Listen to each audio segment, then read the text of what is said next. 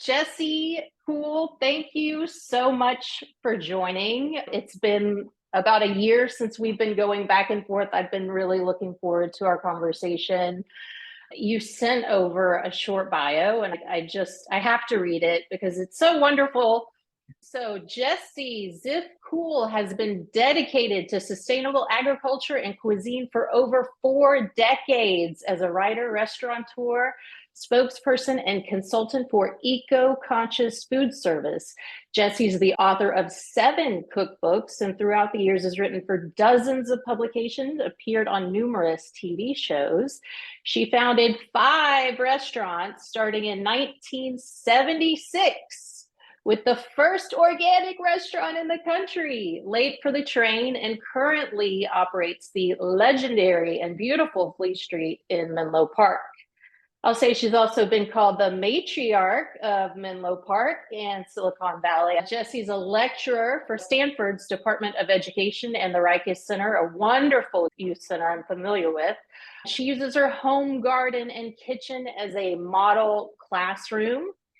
She's building beautiful community through the garden and the tending of that. And a lot of that produce goes back to Fleet Street, I understand. She also created Farm Fresh at Stanford Hospital, an organic local menu option for staff and patients. Jesse invites the opportunity to mentor others, especially women embarking on their career in the food industry. And she loves sharing her own mistakes, supporting others in this very tough business, which she finds gratifying. And she loves long hikes, which allows her to devour more of all that she loves in life: delicious food and a nightly martini. That is just beautiful, Jesse. I think it's so long. It's always hard to sit here. Wow, you're like, is that me? I thought we need to shorten that, but maybe that's part of being a matriarch or elder, words that I think are really wonderful to identify with at this time of life. So thank you very much, Leigh, for inviting me and the work you're doing. Thank you. Thank you. That means a lot coming from you. And I do think it's important to look back and reflect and be proud of all that you've done. I'm curious, after reading that, you've done so much over 40 plus years in building community and really rallying around health and wellness and sustainable agriculture. Is there an accomplishment that you're most proud of? Realizing that a lot of my life ended up being an advocate, a leader without knowing I was becoming a leader, and especially a woman leader in the food industry. I think in retrospect, some of the most important things I've learned are, one, to absolutely acknowledge my mistakes and share them readily, to not be afraid to say, I did something wrong and let's fix it. Because especially in the restaurant business, even if you have the perfect business plan or you have fabulous days that are successful, just like life, you always need to find ways to make it better and work with people in ways that are kinder and bringing more respect, especially into the food industry. So I don't know if I answered that question, but I think that's where I feel like I'm sitting now. I'm still learning about that. Yeah, that is huge. Just to hear you say kinder and more respect and talking about the food industry. Every day we see news about the hostile, terrible, toxic culture in the kitchen. And it sounds like you have been working to build not only healthier menus and healthier bodies. And when I say healthy, of course, I'm talking healthy and sustainable, but healthier culture, which is phenomenal. And how do you do that? We have absolutely done that. There were many silver linings to the pandemic. And before the pandemic, I've done this for actually 46, going on 47 years. Late for the Train started in 75 or 76. One of the biggest things came when the service part of the restaurant business, AKA the old front of the house, we now call it service, didn't come back to work, and we needed the kitchen. And I'm a kitchen person, I'm a cook. I come from that place. And during the pandemic, it was even more evident that they were the ones who were really keeping the restaurants alive. Those of us that survived had people in our kitchens wearing masks for 8 hours a day and preparing food to go when some of us had never done food to go, or having nonprofits. We did 29,000 meals and sent them to the hospital. So we kept 13 people employed. But I realized then when we opened up again that we had to keep that respectfulness that was very evident and discovered during the pandemic. And so we started something different called Heart of the House. And there are others that have done similar models. Ours is much more equitable. And we charged a 20% service charge the whole way through the pandemic. We still do. We charge a 2.5 healthy living charge. And 100% of all of that goes to the staff. 100%, nothing goes to the business. So the kitchen and the service staff receive all of it. And that means that cooks now make more money. And that means that dishwashers make more money. And that means that maybe the service staff don't make quite as much, but they also do well. The 2.5% is saved, and we now close the restaurant 2 weeks every year in July and January, and they get a big bonus. They also have 401ks and that we match, and they also have medical and dental that we match 50%. And it's working. My bottom line is okay, I'm not in the red. Wow. It does mean that the customer, the guest, has to support that. And the industry used to be, if you had big cheap food, that everybody thought that was, they didn't connect it to the people. And we can talk more about that, but what we've done is secure a really good, happy staff that work hard together and treat each other and everyone respectfully. And our core value, as I mentioned to you, is actually the customer comes last. We can go into that more. It doesn't mean we care about customers, because we deeply care about our customers. But everything I just talked about was, if you take care of the people who are taking care of others from beginning to end, then we believe that they will take care of our guests. And do you allow tipping on top of that? So it's optional if Yes, because sometimes people want to, like there was a man in the other night and he wanted to give more, so he gave more, but all of that then goes to the service team. So it's a way of attracting the service team. They can make, they do make a little more, but the biggest shift is the kitchen now makes between, I would say, between 26 and 38 an hour. Wow. Paid time, plus all the other benefits. So the main thing that came from it was to just create a more equitable team within a very difficult workforce, the restaurant business. You know, you back of the house and front of the house. Front of the house made all the money, back of the house made nothing. Yeah. If we raise prices, people tip on percentage, whether, no matter what it is, whether it's you tip voluntarily or you tip by a service charge, which is just the way it is in the Western world. Mainly it went to the service staff, but now it's more equal. So we lose no staff. I haven't lost one kitchen person. Seriously? Not one. I mean, I hear stories every day of how we need bodies. We can't get anyone in. Nobody's staying. It's impossible. That's remarkable. As Brian, our chef general manager, who's been there, started just before the pandemic and, oh my God, pivoted and still is pivoting since the close down, because we're not through it yet. Even though people think we are, we're not. He actually feels like this model is one that is one of the best moving forward, because it is good to the people who work. Otherwise, they're not coming back. And so, yes, we didn't lose one kitchen person, and we have a solid service staff. 3 or 4 people came back because they saw they could make a really good, solid income. And they liked being in a place that they felt was, back to that word, kindness, kind to them. They're kind to each other. Yeah. Wow. And it makes me happy. I was pretty burned out too. When you run a business and it just doesn't, and it's healthy food, and you're trying to do something that really pays attention to where the food comes from and the environment, the politics of food. When you do that, but the staff are struggling and not being treated, it didn't make me happy anymore. But now I'm extremely happy at Fleet Street. Oh, I love it. that's so beautiful. That's so beautiful.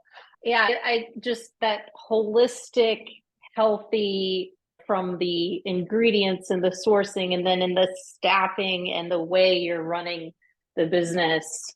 That is truly remarkable and beautiful. I wanted to go back to something you said. We're not through it yet. Everybody thinks the pandemic's over. Jesse, what's going on? The news is full of it. I think what they think is over, which is true. We're not masked up, and we may be getting booster vaccines, and there's still people getting COVID, but it's certainly not like it was. Excuse me, but the restaurant business, like healthcare, like any kind of hospitality or service industry, has been hit hard because during that close down, people lived a different kind of life who were working weekends and nights and holidays. They got to be with their families. They got to sleep better. They got to take care of themselves and feel a sense of humanity that our industry often doesn't include. And yet here we are with people at tables who are extremely happy and celebrating, but they have no real sense of the work that goes into it. But the workforce learned because they stepped back. They're like, wait a minute, what have we been doing? Yeah, and for not a lot of money. They're not high paid. We are low paid people. What we have to do to rebuild, and are still figuring it out, is how to bring those people back, how to make the industry more responsible to those people, how to make sure the customers get cared for with thoughtful dining. We don't call it fine dining anymore, we call it thoughtful dining. And to re-educate everyone who loves to go out to eat and loves to be taken care of, but to make sure that people who are doing that are acknowledged. And so that's the biggest shift, to get them to trust that coming back, they can make a decent living, they can pay their rent, they can be with their children, they can feed their families. It's fair. So that's what I would say is still a part of the now, because everybody's coming back thinking, wow, look how busy you are. Wow, look, everything looks so much better. We're back. How are you doing? We're still figuring out how to do this and to charge you money so that we can pay those people, not only the people who work for me, but the people who are producing food. They're all short-staffed. People going fishing. Fishing is very hard work, and ranching is very hard work. And anyone who has a garden and picks beans for an hour knows that's very hard work. So in order to make sure those people, especially in our local community, are paid, we have to figure out how to get people to understand you have to pay more for food. Are there any new tactics or things that you have in mind that you're either rolling out now or thinking about, or that you would be willing to share, or things that you're experimenting with to continue addressing those challenges? I think a lot of it is storytelling. We talk about big cheap food is not healthy food, mainly because someone's not getting paid, or if it's food, you're very interested in the healthcare industry and food. And finally, they're realizing that if people eat chemicals or are around chemicals, preservatives, or plastics, or artificial anything in processed foods, especially if they eat a lot of it, they're probably going to get sick. So the main thing we think about is, we know where everything comes from in Fleet Street. We pay for healthy food, and that is true healthy food, where the people who are also producing it and processing it are not around chemicals. We're not willing to pay less and have people in other parts of the world be poisoned either, or be treated poorly either. And I think to answer your question, I think the biggest thing with everything I've just said is that this cannot be an elitist situation. This cannot just be for high-level restaurants. It has to be that people of all different economic positions in life are not poisoned and have the opportunity for good, healthy food, because we know what's going on with obesity and diabetes. I think that's the biggest challenge right now, is how to create stories that bring the general public understanding. And I think that's what you're doing right now by interviewing this matriarch. Absolutely, 100%. And you just hit on so many things that I'm I like, know. oh my gosh, because you said obesity and diabetes. The US has always been like, we've got something like 3/4 of all adults are overweight or obese. We've got a lot of work to do. And I love that you keep bringing the human element back into everything, right? Not only this conversation around your restaurant, but also the supply chain. And yes, so I think that our eaters and diners and people that are passionate about organics may not connect to, wait, somebody's out in the field picking this stuff. And one of the reasons you don't want to support conventional is because if they're picking strawberries laced with the methyl bromide, it's hazardous to their health and the communities that live right near those farms, right? The air, they breathe all this stuff. There's a massive human element related to what's going on beyond just, I want to eat clean food, right? And it is figuring out ways to make sure people are connecting with the full reality of what's going on. So I really wanted to thank you and appreciate that you bring that perspective to the conversation. The word, I think what you just described is disconnect. They're good people wanting to do good things, wanting to eat right. Will sometimes say the same thing, oh, I got a deal, or oh, it's too much at the farmer's market. And there are very few wealthy farmers or fisher people, very few. And until we really get into a place of artificial intelligence producing all our food, which I actually hope does not happen, then the new rhetoric, the new subject matter is not where does the chicken come from? Where do the vegetables come from? That's a story that's important, but not as important as who are the people who are growing, processing, preparing, and serving us that food, even in a grocery store. Who is driving that food for delivery? What are they getting paid? Who is there preparing the food? There's so many elements of people connection, and are we willing to pay them? And often they're the people living on the fringe. And if they go away, then we are going to just be bringing food in from other parts of the world where they might be poisoning those people, and they're probably not paying them much. So the whole thing needs to be shifted. That's not elitist, because those who have to take care of those who don't have. Yeah. You can't use the excuse, oh, organics just for the privileged. Yeah. Go back 75 years when people in communities all over the world knew where their food came from. They respected the bread baker, they respected their neighbors, they respected the milkman, they respected those people. Somehow we've got to go back and do that both in our own community, nationally, and globally. Yes. Organic is a birthright, and like healthy food is a birthright, and people don't have access to healthy foods as a result of the way we've built this world that's not exactly the way it should be, and we've got a lot of work to do. So that's one of my passions and ultimate mission with Healthy Anywhere. And again, another dilemma we have, just spin back 75 years, 50 or 75 years, when people used to cook. The challenge is that many people have lost the ability to not be afraid to cook, which is why I love teaching again. The simple class I'm doing is truly, there are no recipes. It's go to the farmer's market, shop on the outside of the store, get fresh food at the farmer's market, and cook with 7 ingredients, and don't be afraid to fail. Olive oil, which is fat, vinegar, acid, lemon, wine, salt, pepper, sugar, herbs, and spices. Put those on your counter. Use those when you cook meat, when you make a vegetable, when you bake a potato.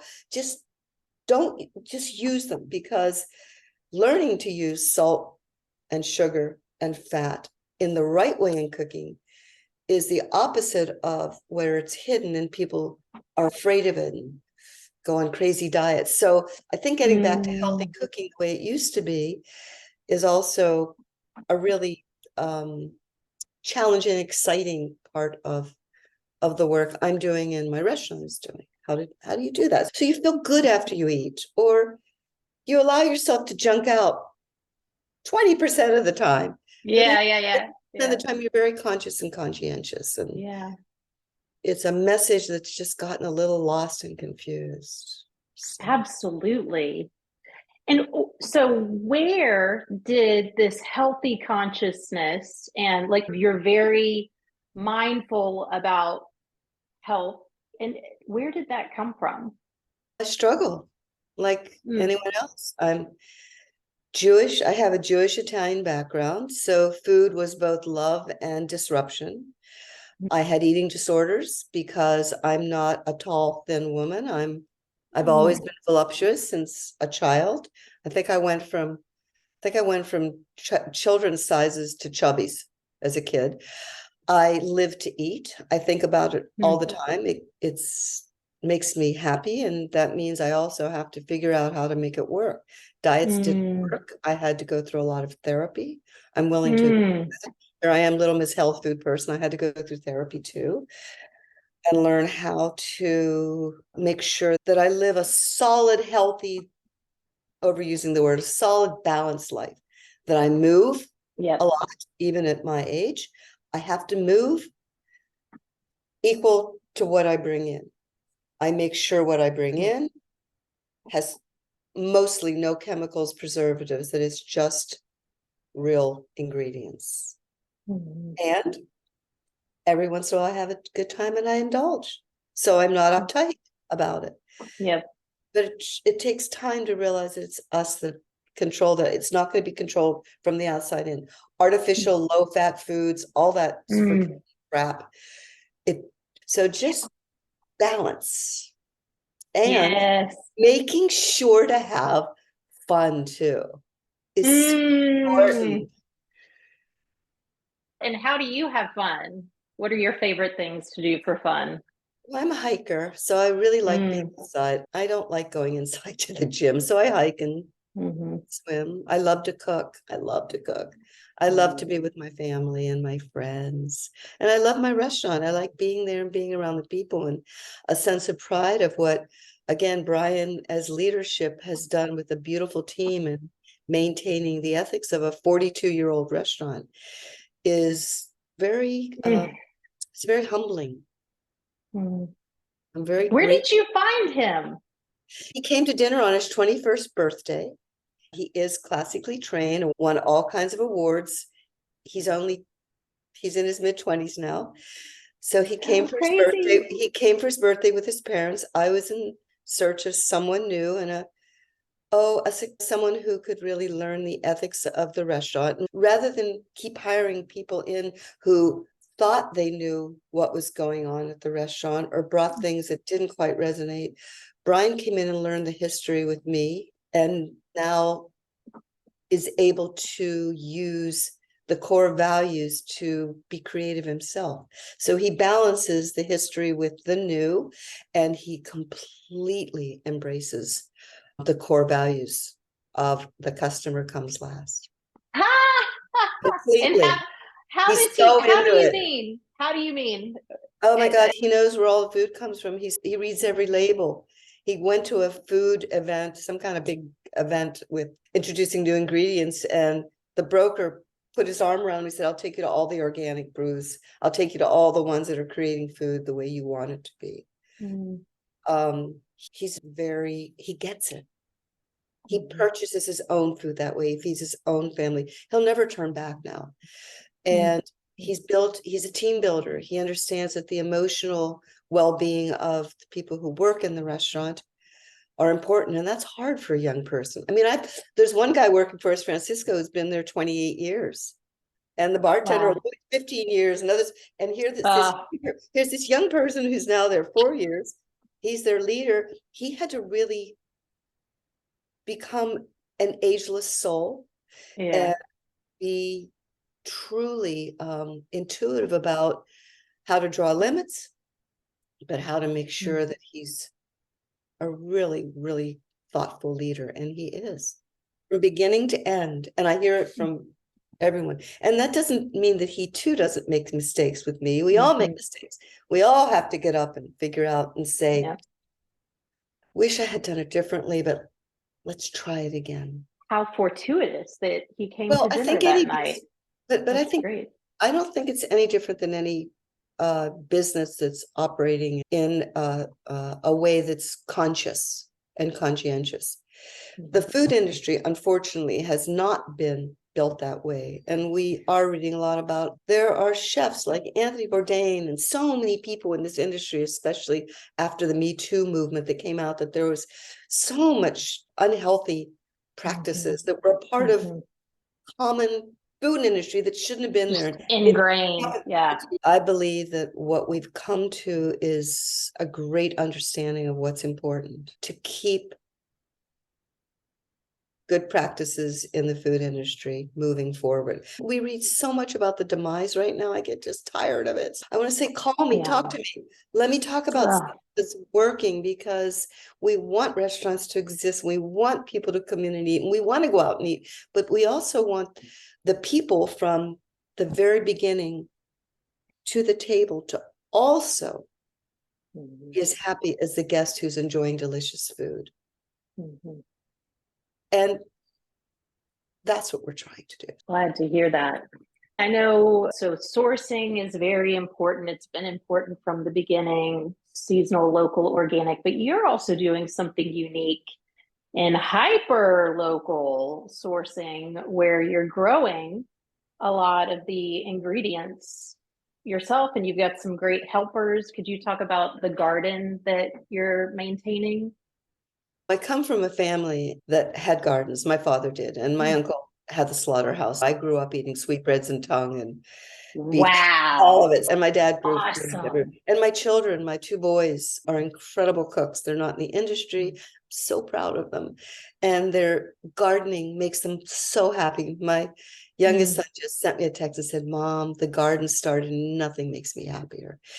Though we have gardens at Fleet Street and have since I opened in 1980, we've always had a garden. And we have a big garden in the back of my house, and we have chickens, and and I'm right in the middle of Palo Alto next to Stanford, and we have beehives. We have our own honey. It's on Stanford Open Space, where I also teach and collaborate with a nonprofit. As you mentioned, I'm so glad you know about the Rikers Center.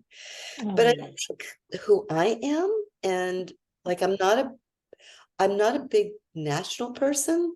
I'm what everybody talks about. I am so into this community because this community has supported these core values since the mid 70s. They've Mm. kept us alive. They've come back and like embraced old world values. There's nothing new about what we're doing, but this community through the pandemic was so unbelievably supported. They came to the front door with money, knowing that we were still buying local food, that we were keeping people employed. I guess to answer your question, yes, there are gardens that we bring taste the Mm. season. Yes, we have people Mm. actually connecting, but I think it's more that the restaurants are truly local. They're, Mm. though I've done a lot of traveling and work globally, the most important thing is right here, and everybody Mm. gets that. So little bites from the garden to put on the table. Our amuse Mhm. bouche is called Taste of the Sea. Taste of the season, Yes, right? it's my favorite course of the Oh, meal, besides the homemade biscuits that everybody loves. That ooh. my dad was the first baker in the restaurant when we opened, and my mom watered the plants. It's family. My kids had to work. Taste of season is whatever we get from our own garden or whatever we get from a local farm. You get a little taste of it first. It's our gift. Oh, that's beautiful. It's not a soup sip. It's not a little puff pastry. It's not a little taste. It's little bits of whatever's in season. Mm, that's great. And Jesse, I know you've got family in town, you've got a lot of stuff to do, so I want to be mindful of your time. Is there something that we haven't covered that you would want people to know? Or one last thought and exclamation point, what would you want to leave folks with? I think it would be that with the work you're doing, Leigh, and the work we're trying to do after the close down made us more conscious that we really help one another understand the real cost of food. Mm. Again, where we live and on the planet. What is it that goes into the food we eat? How do we make sure that healthcare includes that in their equation? How do we look at those who don't have enough, making sure that they also are in that equation of the real cost of food? Because often they're the ones providing our food. The people working to give us good food are the ones often on the edge of not even being able to pay for it themselves. So if I could, I would be doing salons all over the country and bring in my other cook friends and my other fisher people friends and farmers, and we would just talk about what the real cost of food that is one thing that connects everyone we all have to eat. Mm. What is it that would help us? And I don't have the answer for it. I just want to keep the conversations going that would keep respecting people. Jesse, thank you for keeping Thank it you, Leigh. real. That is just beautiful. And I would love to continue the conversation with you, particularly around this thread of the true cost of food and solutions for addressing healthy food insecurity, is how I'm phrasing it. People that can't afford the good stuff and should be able to get access to it. Those people who can't afford it, as I said, are often the people who are actually doing all the work. Creating, I yep. want to invite you, come to my restaurant, sit at the bar with me or sit at a table, we'll No. eat and we'll drink and we'll talk, and maybe we can just keep inspiring more conversations right here in our own community that that bring better understanding. And thank you so much for indulging. Oh, you indulged me. I really appreciate it, Jesse. And I look forward to that on site at Leigh Street. I will take you up on that. Thank you, All Leigh. Have right. a wonderful day. You too. Have a great visit with your family. I'll talk to you later.